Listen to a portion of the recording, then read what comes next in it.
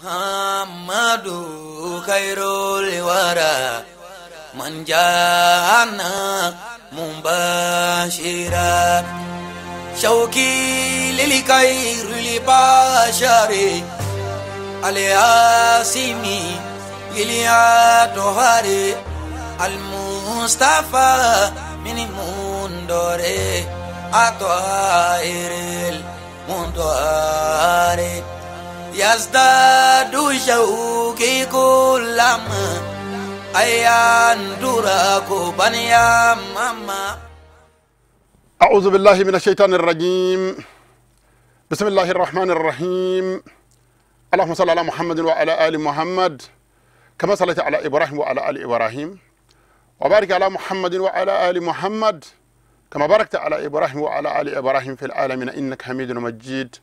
وبعد السلام عليكم ورحمة الله تعالى وبركاته. السلام عليكم رب مندهو أم تغينا الله سبحانه وتعالى فكبر شيطان تورما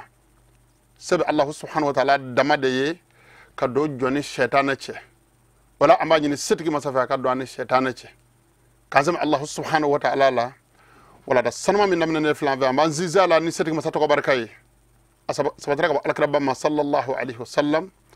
ومؤمن حكيل مكا بارا وبارا نايا دمنا بسم الله الرحمن الرحيم كو الله سبحانه وتعالى ببركة دو بارينا نمؤمن يتوكو كي سمي يركونا كنينا على على يكو كي كبارا دمنا ما دمنا بسم الله الرحمن الرحيم كو بارا كو بتيكي ايوه وبعد با جيرانا كون يا دمنا بسم الله الرحمن الرحيم على ببركة دو على جانو الله سبحانه وتعالى كبركة دكيني دو angane zikina amba zizala ni setiki masata ko barkay namoro la mi solka alkarabaka sallallahu alaihi wasallam wala ñu man do setiki masaya jirana ko ale allah subhanahu wa ta'ala ñu man do nay ko ale ala ta fitri wala ta fitri wala yafa ni jonye fenge ale allah subhanahu wa ta'ala ba sarajena ka sega sara kiyama ko ale doni mi alkarabakuna ay doni tattatu ko ñumana o ko ale allah subhanahu wa ta'ala asarabe ale ala damadeka ngale ba nyini am yoru munu ni alkaraba mandew ni alkaraba bu gora am ngama annan nangama na sabatira tarhul islami la ko alaka kiraye sanzaba ke kasola fi shi'b abi talib ko kulwo ko no maka akira ila kalimati allah azza wa jalla alaka ma kortal de kama jango aw nga kana siraye jango allah subhanahu wa ta'ala ka aljina ka an zigi roy namani ko tore mbekero kama allah subhanahu wa ta'ala ko nga solke alkaraba ka nga dugo ke alaka kiraye dugo ma caya cuku o ma ben nema hakami ma o sebe ali allah subhanahu wa ta'ala ko ka alkrabaka ma salama chamana musoma ato ambele jele ka hakil tonina afunde makko soli nan solga alkrabaka yoro anga don ko alaka kiran ngana do benatlela muno amanu bi shar'i al hakim muhammad al mustafa sallallahu alaihi wasallam nabiyya wa billahi subhanahu wa ta'ala rabba udar allah subhanahu wa ta'ala kilbandi al alkrababulu udara alkarabaka kira yalla alaka kira bolo uya minenu bolo fly umajava uya alaka kira lapasa anyena afatule ko uya lapasa ukilengele fatura kallaydu ka umajava o chema ana musoma uludo bi wele ko ashabun nabiyyi ko alkarabaka sahaba nay dugo ka alaka kira yoro amit dugo ke o ngana ufanaye assalamu no boray alkaraba sallallahu alaihi wasallam qur'ana nasu ya fanye ko allah subhanahu wa ta'ala ko alaka kira ka fuanye ko alaka saray ni mamin ba fa ka donindi ola ko ale mako bala dama kika ka so mo fe ola nanye dugo ka alaka kiraye ka dugo ka alaka baka sahaba wi ami ayo solke alaka ba bona sanamonga asama na mboro la mi foli de salame chema ana muso mama ka dugo nyini kurokure arsalamu wi ka nyini allah arsalamu fe yeru kan zama dugo ula barami namlala baran alaka nyambulo aka sabati ashi anakena yana musaka ono ya bay allah subhanahu wa ta'ala de ngani jombaw be ala fa duk makoloka anjigi kan salamu la ko salamu ya doy o ko salamu ce mana musuma mi ko nyina fa kan zama du ko la ni mbaraina alaka barin alaka kunya no ko ya allah subhanahu wa ta'ala ka ke ala nyada nyinni baraye jango kiyama angana fo anzara ko o sebe allah subhanahu wa ta'ala damade alako no ko ya anambal salamu bela jele akhwadul muslimin bal salamu attaqullaha fima amar atanga janga sira allah subhanahu wa ta'ala ka ya mariya kola wanta hu amma anhuna hawa zajar allah subhanahu wa ta'ala ko nga femin dabla mu'minu alkara mando ay to ngo dabla nyina ma yakono ni kera je baro barake baye ni mis ayo sori ka bara kono hagli to alay kerefe ni kera jogo kala ye Allah subhanahu wa ta'ala ko minga ke aywa adon aywa nyini ko shire ka jago kono ako minga toy anyini ko shire ka jago kono de be wele ko takwa tijara jago alaje siranye ni kira bolla barakale o cukudu ni kira senekale o cukudu imana ke bien baro barake ba ikanya na kono dala ko Allah subhanahu wa ta'ala kan ya maru yambe ikrefe no do na bara mi na fajina wa bi na falahara ngani mami nyake ko be Allah subhanahu wa ta'ala nyeta ela ko be era kun sakola ibake isakoni dungola eta nyini ka do Allah subhanahu wa ta'ala sako yemi iti don bo nyini nga akechugola fe yita ngedama soroka kedama ngono kafa jela bo joro ni adayro nyuma ka soro ngenda muta jena no tigini alay nyonye domina sa ta'ala magadan man likazab al ashir ibado kungalu ndiki yemi ibado ko mami nega yira naka mami java ide yira java yananga tanye fe am sira farakan fo selama wi tile jugu do nanga je kanu bunyana muhammade du sukuna yeko nyuma farkolo baluni ka chenye dayro nyuma daga bana bolima fon o farkolo yada o du sukun yada fo akira do nyana ko lu joro bunyana ka sake mima ko je wati selita ban ko ka karbati foni ko ka ayo sesetu bo usena ka sule daga bana numbo kabla ko lu valeur bunyana oma no lu sigira biro kono ba ke usagunu dungona selfana be teme utado fendemena lazara be teme utado fendemena nu sera so wati mina usagunu dungolo wo selu juru sara o yeta yota Allah subhanahu wa ta'ala nakira mami nyana ko aywa asra muso mi nyana ki dango ya chenyena farkulo chenyena sisa ni farkulo ngoni aka kande nabi laben aka kinata salon de la kata pentri ke farkulo nga kadla ka nye ka ngolo labe ka nye ka numero siga ka to se banka o kuma o numero yi o tanade eji no sigira aywa ngolo mina ni pendring aywa sigira farkulo minga ni akira mariage mingama no baraw damena na sogma dafe nama fo kun yan dato e anda jiti maga o farkulo la akere nyana ko aywa e joro bunyana Allah subhanahu wa ta'ala ma ni ala e nyonya bi mina do no basoro aywa pendri kala ni nyombla ala bi mina do no basoro munu ba fiye ko goro mina anyana lame chenyana basoro ino li nyombla Allah ta'ala bi mina kaburu dibila basoro e dew njeni ko i furuke jeni ko abasari farkulo kala tumuni yoroy inna lillahi wa inna ilayhi raji'un wa batshirab inna batsirabbika la shadidu adoki daba maga minen ga gele nim balawi nen mashiba de dunam hunu mande kabbi asra muso do bu farkulo pendiri jiti makala kamina sogoma fa fuka se shuma inna lillahi wa inna ilayhi raji'un alkara mande muso wa isra alanye to nga hagil to anyere la to nga sabali nim bele jele bi dace muna kwa faturabbi abe dace no de almamu semi ka selika kadugo ke iye okma toko ne sa en ala bo woloma ngaloti fo kaburu kono min ngera damoda o de fo ami ala deli hakili nyuma be ala fe ala ko di anambal masalama bele jelema insha Allah ta'ala ni mami hakil to ndakuni flala fambi wele ko ala nyesra nyi take ko binye hada huwa siratul mustaqim ni mami ni mine ka balo ni ngaka fatu ni ngande sira jele ala ka getura aywa sira min la pasa fo ta si asadoma alkaraba sallallahu alaihi wasallam والسبب الوحيد في سعادة الدارين ninde sof la kuna nja sorali sababu yi ka do dama chena ne joye ne manyira blaya dugma ko la tenete ka ba ko la tendai fiemi ne be ka sama netate shimi ngal fa mbemma netate wash abando ti fonye ko karta abina bambi ekodi subhanallahi alaka ko mati sendo ala ati manyini ngala aya faranyo nga ka yira sako yala wa ba ta do mina ba ta ka yira sako yala ne blalo ko ko na ita adamine dondo ita dace dondo ne tare yer nega kuiti sasa goromine yijaiti sasa inna lillahi wa inna ilaihi raji'un hagli ba ala fa alaka hagli man dana bal maslama bal jalema ja'alani allah wa iyyakum min allazina yastami'una alqawla fayattabi'una ahsana alaka man dombe ala deli alaka nana bal jaleka hagli maye alaka an fara jonga jomunu ni puma nyuma for wiye obe puma la nyuma mine wa obe barakani ayi alaka an fara jama kuluka alako kaka alaya kama yalil ilama annana intasabna akhara بل من بافع كادون نيانس جلي كوكورا فوق المنبر الفقه المالكي منبر الفقه المالكي 120 في محاضرة إمام دار الهجرة مالكو بن أنس كلام لو كونو أم الله سبحانه وتعالى ديلي الله مالكو بن أنس بركة فتا منو بفويا على كاسبتي angara mako sanma mun nyande men mbara nyumayna ala do bunyenu baraka ala ka fotow an ketaw ala ko belajele be sababa ma ala ko kaka ala yakama malako bun ansi ala ka hinan alsama shu belajele la fil marrati thaniya wa 100 نيانزك لي يسجي كمه عن فلانانا والكلام حتى الآن على العقيدة الأشاعرية نعلم تعالى الصنامة وعلى فونسريا كدلنا سبتي ولا دم من الدبي هالبي أبي بولي توحيد أشاعري دكا الله تعالى كلبانديا دوني مي no be anga gafe ko ni arsalati ya ka gafe da yalani ay aqidat aslafina anga ma korbo ka ala kilibandiya doni do anga ma korbo munu nyi aywa hum sababu barakata ardina munu nyanga dugma kolo baraka sababu yi oluka al kilibandiya doni ni yo wala da sarma de ditoy ama darsan ba'da darsi wala da kofe ya gil sababu toyala nen wala da mita furi wati ne ba donc daba may mi kuma mi nga fo ala hakala ibo don mi manga nga fo ala hakala ibo don du sugun ka nga samaka sigi allah subhanahu wa ta'ala kan cugo mi e bi nyedo don ola e ba do fana ko mi varla ka ko ta doye ni mamin nake ko koy ala dama de ko mama musa maye mama nga ma bunye mama nga ma barka nyini no karawi kele ka tiki ka alay inna lillahi wa inna ilaihi raji'un alaka sallallahu alaihi wasallam naka sahaba ma baloka alaka satma naka sahaba mo sabe ulama urasikhuna aywa min awwalha ila akhirha afulama na labama ashiman zabe am ala de deli hakili nyuma ala fa ala ko de amma beka donga fa ko wala da min zama aywa ndito fle amma insha Allah ta'ala abina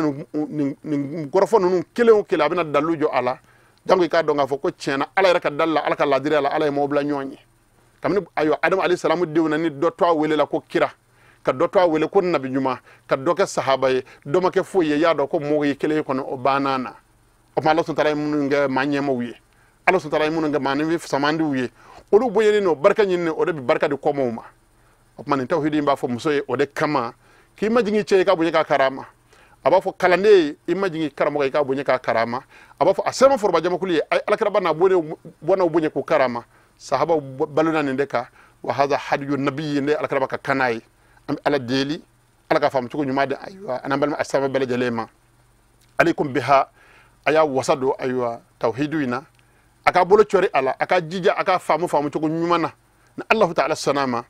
ko inde mo ka pmay mo ki katigi wal mo ki boati gela pmatoyi ijija damay ka keta ani ka fota ka beni don bawtay no kera karati la ndirtila ñona tawhidu ko kera famo ka kala yeroy tawhidu ko kera aywa akara jago aywa martandisiye be ba feri ita fa akara sama sogo e muru be bolo be ba tige ita fa ni wulla ka jamana aywa yala ina gafo be be fan bien fan dan nan fe ita don ngafe no mi bo fa on fa ma bi ala dama deli ita fa mi ala ko no ka yima ijija dama bi min ngala alay o ka soro o ulama ora so hono ko pmaye ikije ka balo ka fatu o ka on jigi cekan arsalala risala abidil khairawani nywana gafe adla mandible ne gafe ko rawiye gafe munu alhamdulillah rabbil alamin adla bawtara kabrullah wiya gafe dlani lemaniya mi wiya dlani alay siraya mi wiya dlani don shiya mi lerati son o nywana barakali mable manama nya ko alay o kanjo vorlay falillahi alhamdu am ala foka tanu ka barakada qala al allama rahimahullah arsalati ala kana sara khairala ako niya dondo e halibi tawhidu aywa kiti kemen ko mi arsala dondala ambe ko lude dada nyonga iye niya dondo e Allah subhanahu wa ta'ala mangutula asarabe ala Allah subhanahu wa ta'ala kana sara khairala ako aywa Allah subhanahu wa ta'ala alima kull shay'i ko Allah subhanahu wa ta'ala be febbe don qabla kawnihi ka kwa kelini e joni ngay ki hagiltu yerla ko je wale ni yaketoy dala ko Allah subhanahu wa ta'ala ko men nyedon ka kwa kelini fajara ala qadarihi ko bikke ala ka latige de ka la yakunu min ibadihi qawlu kumatibo Allah subhanahu wa ta'ala ka jonda wala amalu baratibo jombolo nu seni nyonje illa waqad qadahu fa kasar Allah subhanahu wa ta'ala de latige wasabaqa ilmuhu bihi wa qad don konanaye kone minake ni ko kera ni jogo nyene mami yere nani yere nake kibi ko bu ala tayala ko barsabo ko jetle kuran nana ko kala nguran nana minda qur'an kalay kibi yere nake ni oye ki yere bunye ni oye ko fle koy ni ala nyonye domina iba don ko cenane yere ko java agli nyuma be ala fa ala ko di amma odla qur'an nasul Allah subhanahu wa ta'ala ko ala ya'lam man khalaqa wa huwa latiful khabir ma hodo chogodi masam ye fe bele jele da afo te fen nun jogo don bala wallahi la ilaha illa huwa miya don miya da wore bashi don ako wa huwa latifu ko masanye masahina no gondigiye al khabiru masad dugule do ko damina na nyana wa ko biddace anyena Allah ta'ala in vanya qur'an nasula asalati kan korfo nunu korfo mabawdo aywa manunu aywa mako be nyefoli belebele bamina halli wati ma son oma ambe fen fitini viye ka saka famu aka pma kore ko masami onda li sa'ati ilmihi wa quwwati mulkihi aka doni bunyefe aka masaya kawuri ko jugufe ya'lam ahwala ibadihi abaka jon la halaya kalama min qablu wa min ba'du kunungo anibi wa jonga ko be ba kale ka koto sena wa tasarrufatuhum aywa jonunu ngalla ma lamani belejele tahta amrihi abebe alaka yamaru jukoro mati dusuku miri fena fa ka sor alaba kalama seti takadda fa ka sor alaka yamaru ba kono boloti takadda fa ka sor Allah subhanahu wa ta'ala ka yamaru ba kono jonga tasarrufatu belejele tahta amrihi wa iradatihi abebe alaka yamaru ni aywa akala inde jukoro ninde la don maka ba jirana ko la hawla wala quwwata illa billahi al-ali al-azim ko ferati fangate mana o belejele bi seki setigi masadema masami masa kortalinyi masa bilbele bado قال المؤلف رحمه الله أرسلتيكو أكوفة أكو يضل من يشاء الله سبحانه وتعالى بجون فيلي جومي ياجا فيخذله قابو تيكلا ما لبلا بعدله هناك الأدرياء ويهدي من يشاء الله سبحانه وتعالى بجون غانا جومي ياجا فيوفقه بفضله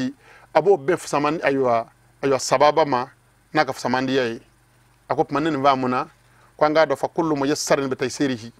كوكو نانو غيري ما ينما يلا سبابا سلام منني ñinama hero soroli ko belejele be ken Allah subhanahu wa ta'ala kan nogoyade aywa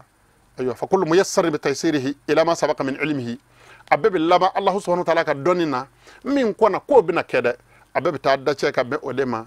wa qadarihi wa abebe buli alka latigo deka min shaqiyi ka min kunango yala aw sa'idi wal ma kunandika kunandi yala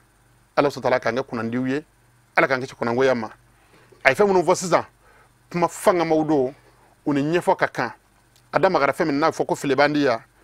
aywa femi wele larabu kana ko addalalu filibandiya alaka na mbal salama bele jele kishama huwa dhahabu an tariq al haqq ode ka chene ka bo chen siraka ode langa hagito anyira bada ma chama nya miri ko alebe filibandiya do ata don filibandiya abe fe bele jele de kono fe on fe asira chen nyuma yemi ni boro ka dama filla ini muso ni nyonje ini de ni nyonje ini kam marali ma fewn mawnu nyonje ini daba man nyonje tariqul haqqi yami ni jengana kabo ma don ni jengana kabo madama ifilla manga hagli sabagoro to anyerla ko indi soro fiyo ni kalante sira jele indi don fiyo abe fen bede kono fika kalade ka kashido ayo ni dona furgo hukumu kono furukiti ni yo kala go shido yesi muso marakola ni dona jago kiti ni yo kala go shido yesi aywa jago kechugola in islamu nu nyonje sani fere abe ben ala na kira ka yamaruma sene bo chukola mecho bo chukola ngani kutara laba mo yuru tajini ka shidomble ngoko no ba fe dama ka garsega soro garsega yarabi nyini ni sira dode o sira yere faka sorla famu mimbi tama o siraka yele mimbi tama o siraka o magobe kalami na faka soro yo de nyini ni garsega nyini to de kira kuy fembi mase garsega sanuma ma sanuma mbi mase garsega sanuma ma no tega nyini bile ibado ko balawni mashiba jingna hono mandeka am alajal alaka kili mandi amma wal yazu billahi am alajal alaka ngishi filima wal hadiyu ay fem fi ko kana huwa tamassuku bi tariq al haqqi ode ka cesra minani bolay mama balona cesra ka otigala may kanambayi wa huwa al maliku yatasarrafu fi ibadihi kayfa yasha ko ngado ko Allah subhanahu wa ta'ala de fem berejele maraba masay abassa ko ka fauna يسمى ذلك عدل لا جورا وبي ويلدي كل لادريا وتتنينيه كان فينو يي حلالاي ikado vinu yi halala yu dlomi ka sokono dongo do kadiye wati kadiye ebi fini do ikana niye bazin do ka ayo perkali dloneto niye ayo vaccine do ka bazin dloneto ti wele ki bazin tonyo ki bana ka odo ay Allah ta'ala ka dava mbayere kun sakola o togode la minga daye herala abo ke iye amo ke miyo ti wele ko tonyo ni minga daye torola ko deyka abo deyka o ti wele ayo ala hakela fana ko ayi tonyo ko ya Allah ta'ala tay amba delide na banzo akanzo nyumana wal fadlu ay fam ko samandiya huwa a'ta shay'in min ghairi iwadi ka fedo di aywa mama ka sore ci saraminana afode makki fonsirara atika afode makko samandiya aywa fil hali wa fil maali aywa je an la hara konnana Allah subhanahu wa ta'ala na ye fen di manaka fonsiriye femi nati aywa kun vale min ala dala ko samandiya Allah ta'ala yakiye Allah ta'ala ko Qur'an nasula ako man yasha illahu yudlilhu na Allah subhanahu wa ta'ala ja mama man Allah ta'ala ja abotigala ma fili wa man yasha yaj'alhu ala siratal mustaqim mami manaja fana ko tigala ma kana abotigala ma kana ko bla sira jeleka o mami ala de deli Allah ta'ala kangana kam bla sira tigala jeleka كل هذه السلام نبما من فرسسا نفنهم بلجلي من الضلال في الله والخذلان عن اللبللي والهداية عن كنا والتوفيق عن السبب بني بتيسيره نمبر بكن على كان أيوة الله سبحانه وتعالى صنعه نالله سبحانه وتعالى نفف النوع ما أيوة أفن سريري ما وقد سبق عليه أيوة نمبر جلي كنا الله سبحانه وتعالى كدوننا الحمد لله رب العالمين نيكو فامتا أفود ما كو توحيد نيوما أفود ما كو على الدنيا نيوما ngati jon bali barala e imalu alislamu alakira mandun ay barake alakira kote kullun muyassaru lima khalaqala ala idami ngama itisa fika koyi nani mamin dona sokona kida a ko moru ye koy fa chogomena ni koy mbo chogola ko damina tola ala de badon Allah subhanahu wa ta'ala de bi yamaru de se tagadala du sukumbe Allah subhanahu wa ta'ala de bolo jonka farkolo lama lama ni bebe Allah subhanahu wa ta'ala de bolo manganda min ngada ala abamlawla ni mamin yedda samiya jinnane ha wuli ka joba ubita kungola katuko foro jiri kari uka suma sene ni suma goshi wati sara olu de suma tike kado e min dale do kongo bi fa wal mani manyeni ma ngenda Allah subhanahu wa ta'ala suma goshi kana di dale ma ay ko inziri me ibi bara de ke alka sasama ka puma fe alka ba tasra jele ka ko kade alay chogomina abe dacheti am ala jele alka hakili nyumande amma ala ko kaka ala yakama ok maqadiyan wala danyi wala da galanyi amil la dilis sebe koromake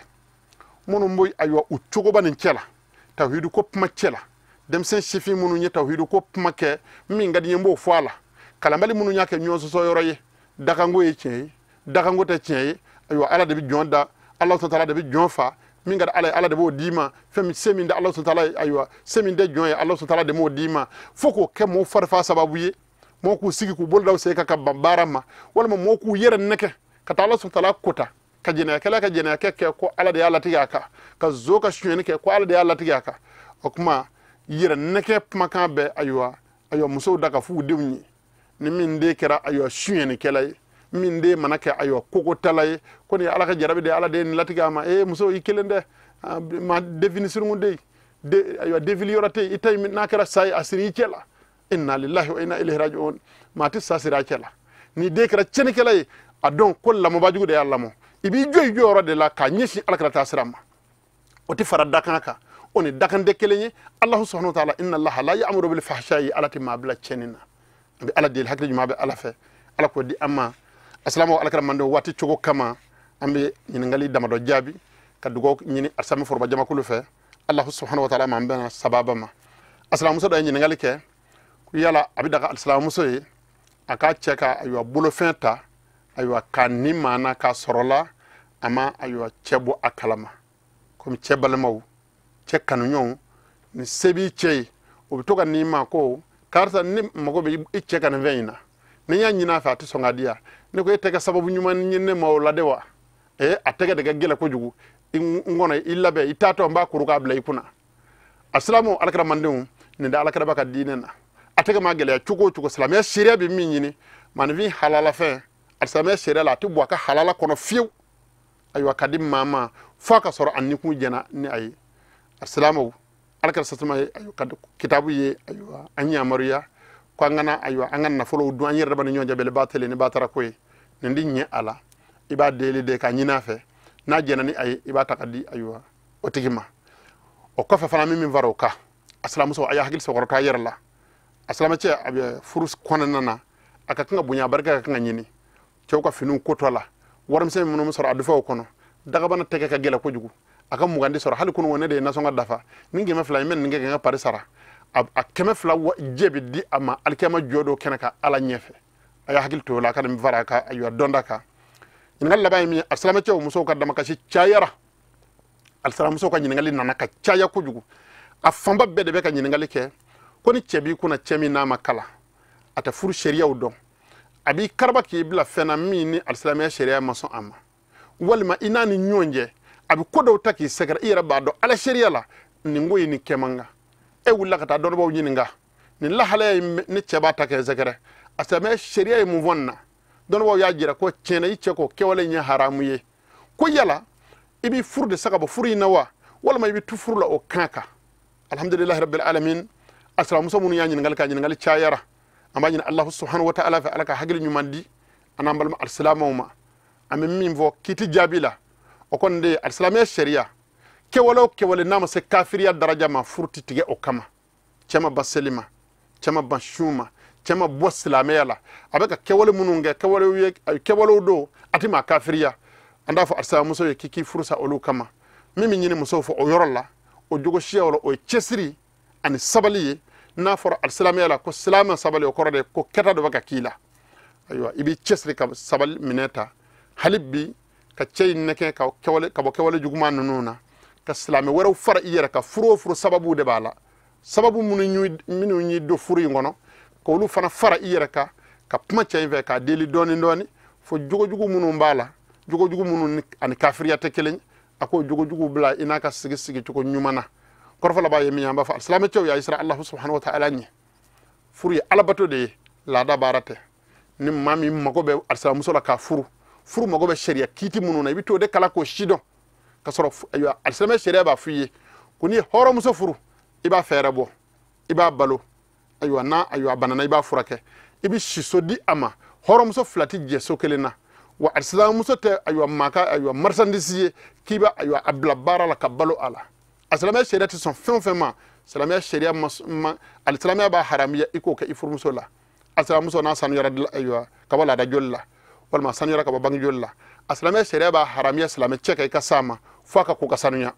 ki muso karaba fena femin dibe ala sharia la asalamu chewa ambo nyina asalamu fe ka sira ala nye ola fem bele jele laseli be dama kala maliya dama de la chew ka sigi alama ka sigi alkaraba ma sallallahu alaihi wasallam kata alaka dina kala nga shidon jangu nu muso ka ben sigila furu dabora nyombunya mingama adabora hine nyona mingama adabora laseli sanuma soroli mingama furu ka segi amine kono ambi ala deli ala kan famu ci ko nyumadi ana banu asama bel jelema barakallahu li wa lakum fil qur'an al azim wa fi hadith nabiyhi al karim innahu huwa as-sami'u al alim ربنا اتنا في الدنيا حسنه وفي الاخره حسنه وقنا عذاب النار سبحان ربك رب العزه عما يصفون والسلام على المرسلين والحمد لله رب العالمين محمد خير الورى من جاءنا مباشرا شوقي للخير البشر الياسمي إليا طهاري المصطفى من مندوري أطهير المندوري يزداد شوقي كلما أيان دراكو بنيا ماما